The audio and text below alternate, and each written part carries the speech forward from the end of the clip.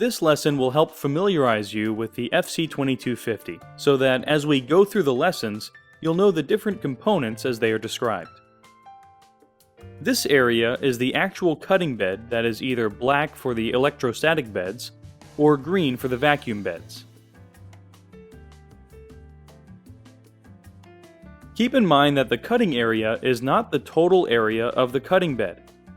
For instance, on the 180, the bed size or length is going to be 80 inches, and the cut length is 68.5 inches. The 120 has a bed size of 58 inches, but the cutting area is 47.2. Then the 60 has a bed size of 32.5, but has a cutting area of 24 inches.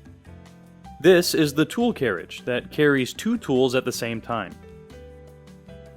The tool carriage is attached to what is called the Y-bar. The Y-bar carries the tool carriage left and right, while the tool carriage will move on the Y-bar up and down. On the tool head itself, there are two tool holders, labeled 1 and 2. Tool holder 1 has the lighter force of the two holders with a maximum downforce pressure of 500 grams. It's used for most cutting applications as well as pen plotting. On the other hand, tool holder 2 has a downforce pressure of up to 1000 grams. It's mostly used for heavy-duty cutting and all creasing applications. Down on the lower left is the control panel, which, as the name suggests, controls the cutter. This tray is placed here for your convenience in that all your tools and blades can be stored here for easy access. Just underneath the front edge is a grab handle that is used for tilting up the beds. The larger units will have two handles.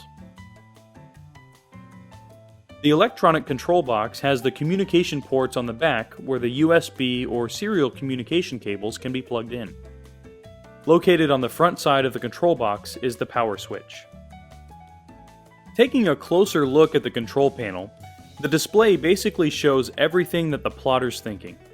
The status, menu options, etc. First is the display screen. This will display the options and functions in a menu-like structure.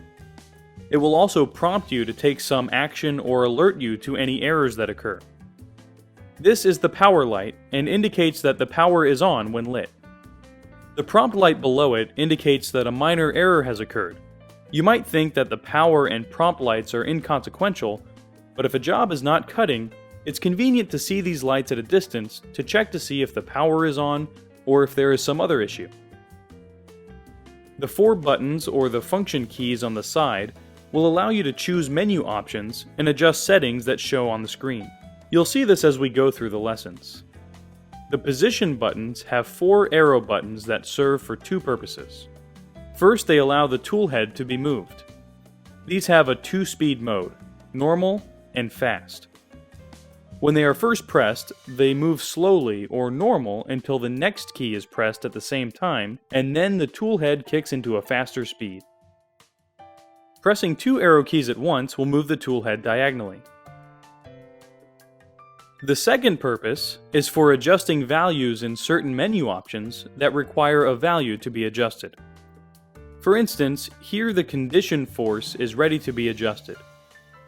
To increase this value, simply press the up arrow. To decrease this value, press the down arrow. This works for adjusting all values.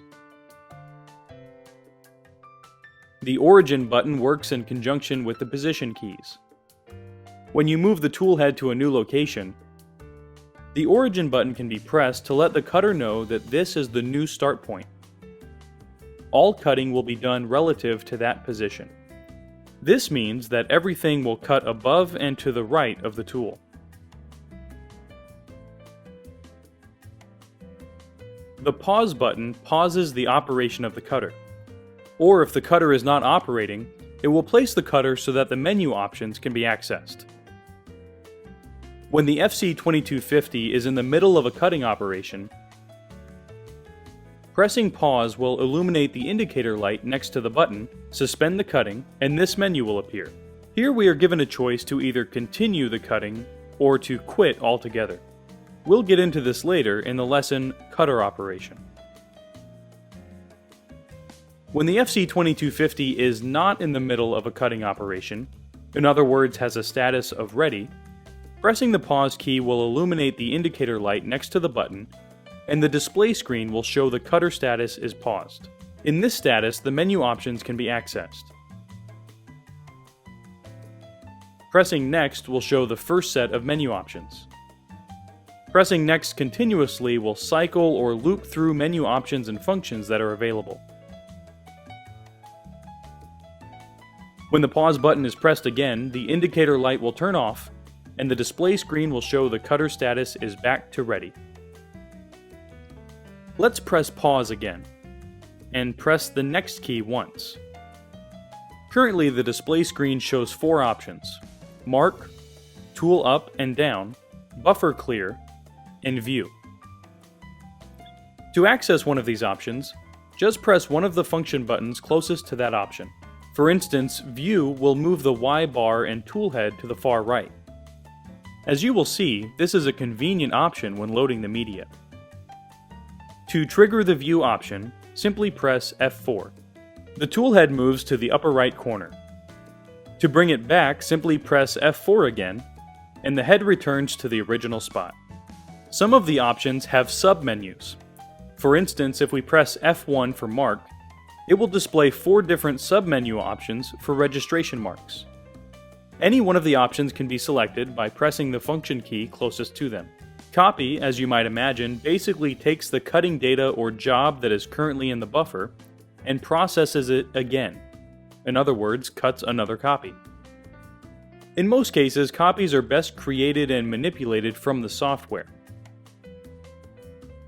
The software will always provide a better visual of how the copies are laid out. So before using the copy function on the FC2250, it would be a good idea to check your software application on making copies. Where the copy function can be useful is when cutting the same shape on several different types of media, where each one needs a different cutting condition. To do this from the computer, you'd have to resend the job over and over again. This is also true when cutting only one sheet with the same pattern, but one copy will be used to pen plot a pattern and then cutting the same pattern. An example of this is when cutting sandblast material. With sandblast, it's very difficult to remove the unnecessary material, or what is called weeding. The reason for this is that it's very hard to see the cut line. The solution here would be to plot the pattern with a pen, and then come back and cut the same pattern with a cutting tool. This way, the cut line can be seen since there would be a plot line that could be followed. The Conditions button is discussed in the lesson Using the Conditions. Suffice to say that there are 8 cutting conditions, each having its own settings for cutting different materials. The Enter key is a key used extensively to accept a certain change in settings that have been adjusted. For instance, once we change a value setting, pressing the Enter key will indicate to the cutter that this is the new setting. If another key was pressed, such as the next key, the cutter would revert to the original value. This will become evident as we go through the lessons.